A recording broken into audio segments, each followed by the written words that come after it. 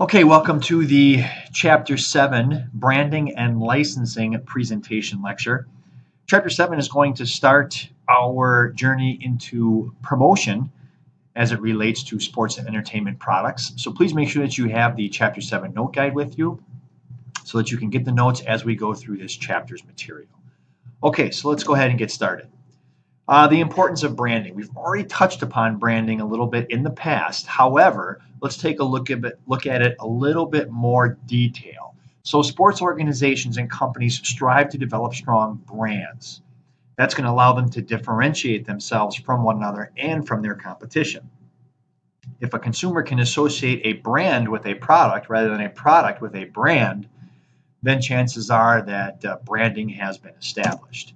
Now, a brand is a name, word, or words, symbol, or design that identifies organization and its products.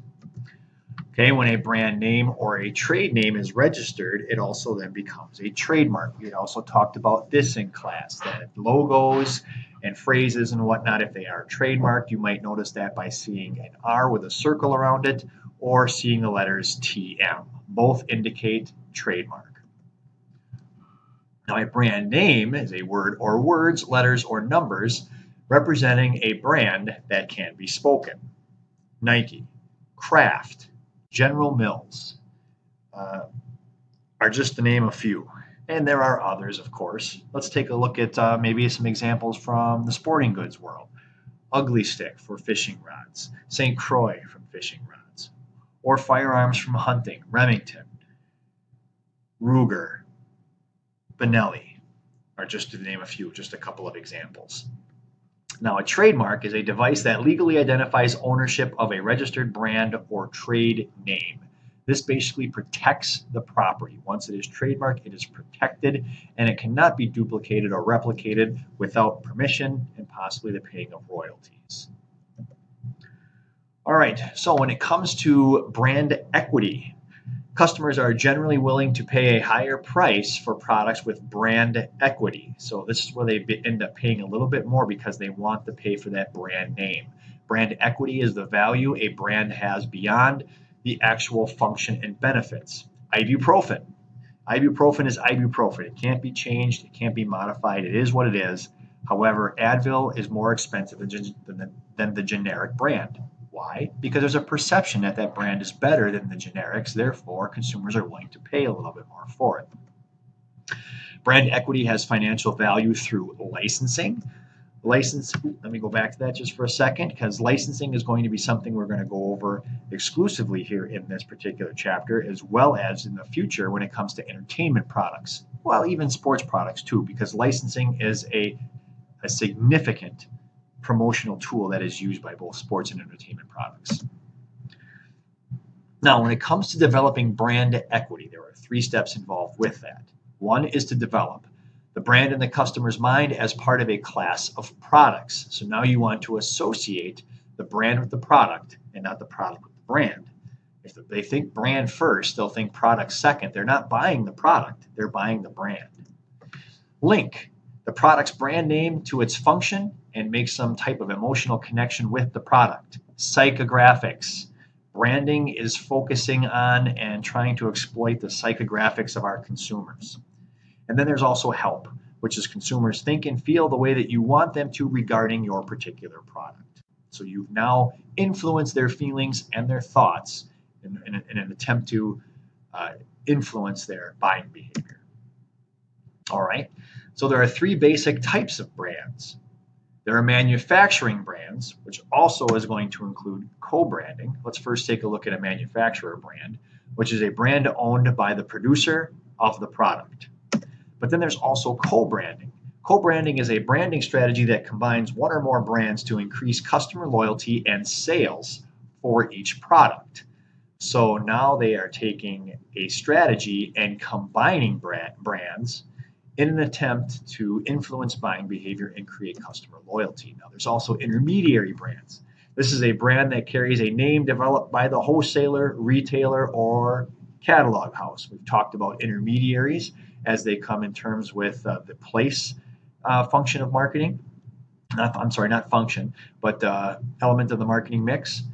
intermediaries, wholesalers, and retailers, which are other avenues to get products to the consumer. There's also intermediary brands that can go along with that as well. Generic brands. Generic brands is a brand that represents a general product category and does not carry a company or brand name. So you might find big-time retailers such as Walmart or Pick and Save that have generic brands that they stock their shelves with. If I'm correct, I believe Walmart is Great Value brand and Pick and Save is Roundy's brand. Now, when it comes to developing brand names, for a brand name to be successful, it should offer some kind of benefit. It should be simple. It should be different and positive. Reflect a particular image, successful if possible. Be previously unregistered, which means it's unique. And if all of these can be accomplished, chances are that brand is going to be successful in the eyes of the consumer, thus influencing buying behavior, which is the end result that we're looking for. Now, here's an example. This is an online sports arena example. Let's take a look at a major sports organization such as NASCAR, which offers sophisticated sites that provide not only news and information about your sports figures, but also links to TV schedules, interactive polls, statistics, streaming broadcasts, and merchandise. Now, with the help of the web, the ability to integrate these different forms of media and commerce makes it perfect for satisfying the sports enthusiasts' every single need. Now, there is more information, but I don't think that website is actually active anymore, so you can go ahead and attempt to research some more on that by clicking on that link, but I don't think it's going to be live. I don't think you'll be able to get anywhere with it. But there is an example of NASCAR right there, which is establishing a brand and using a technology such as the web to try and integrate different forms of media in order to maximize commerce and maximize the needs of the sports enthusiast. All right, now let's take a look at licensing and merchandising. Sports teams and athletes may have licensing agreements with product manufacturers.